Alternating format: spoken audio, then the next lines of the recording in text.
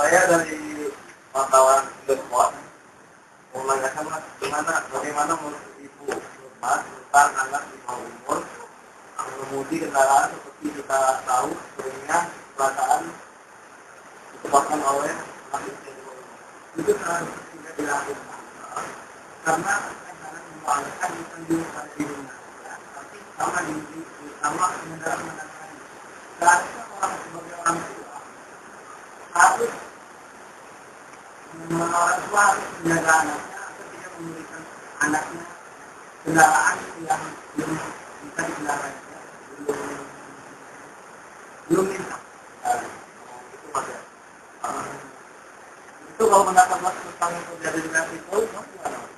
Itu sangat disayangkan kepada orang tuanya sendiri karena tidak menjaga anaknya, tidak mengendarai mobil dalam usia lebih baik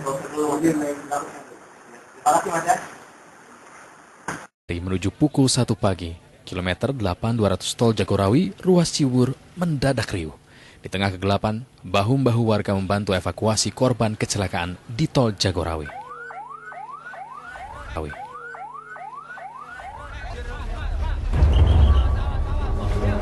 Kepanikan merebak dalam upaya penyelamatan 13 penumpang Grand Max B1349 TFM menyelamatkan nyawa para penumpang, termasuk sang sopir yang terjepit namun terlihat masih hidup. Naas, 4 penumpang tewas seketika, sedang 9 lainnya luka-luka. Kecelakaan bermula saat mobil sedan B80 SAL melaju kencang dari arah Bogor, lepas kendali hingga menabrak pagar pembatas, lalu menghantam minibus Grand Max. Bunyi 4 kali, dar. Auto langsung bilang, Allahu Akbar. Kita lari dari kampung sebelah, Ceger. Ya. Terjadilah kecelakaan itu. Bang, di Grand Max ada berapa orang, Bang?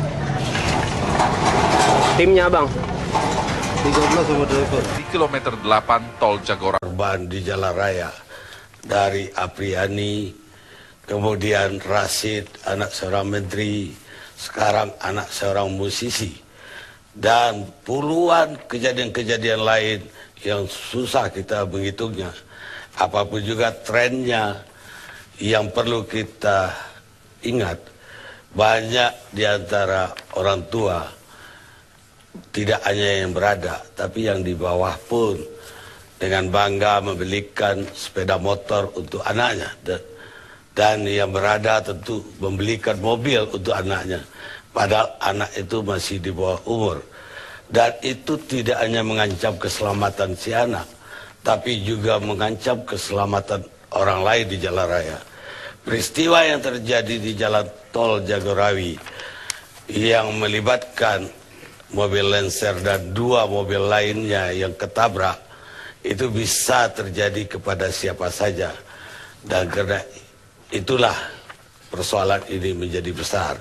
Dan untuk pertama, saya ingin bertanya dulu kepada Dirlantas Polda Metro Jaya, Pak Kris Nanda. Bisa dijelaskan, Pak, apa yang terjadi? Baik, Pak. Jadi perkara yang terjadi pada minggu dini hari itu adalah sebuah kecelakaan yang boleh dikatakan sebagai kecelakaan yang menimbulkan korban meninggal dunia. Kecelakaan ini salah satu yang kami melihat dari faktanya adalah sebagian dari lepas kendali, karena melihat posisi dari kendaraan itu adalah menyeberang dan menyimpang dari jalur yang seharusnya dia lakukan dan berada di posisi jalur yang berlawanan.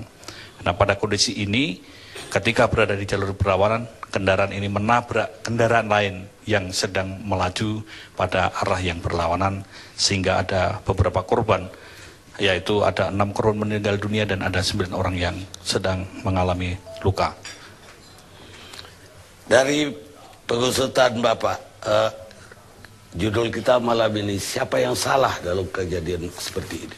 Memang pada konteks seperti ini, polisi dalam melakukan penyidikan adalah tentu bukan mengadili, tetapi membuktikan. Kegiatan kepolisian di dalam melakukan kegiatan ini adalah bagaimana kita dari polisi menegakkan hukum, bukan hanya menyalahkan dan mencari kesalahan, tetapi sebenarnya mendudukkan bahwa hukum ini adalah suatu peradaban. Bagaimana kita menyelesaikan konflik secara beradab, artinya setiap ada permasalahan yang boleh dikatakan ini cukup menjadi krusial, ini menonjol, ini bisa menjadi suatu momentum untuk perbaikan, untuk pencegahan, untuk peningkatan, bahkan untuk membangun situasi bagaimana ada suatu kesadaran. Apalagi kalau melihat kasus ini berkaitan dengan masalah anak-anak. Masalah anak-anak ini tentu kita juga melihat ada pertimbangan-pertimbangan kemanusiaan. Yang kedua adalah polisi di dalam menegakkan hukum ini juga adalah untuk mencegah agar jangan terjadi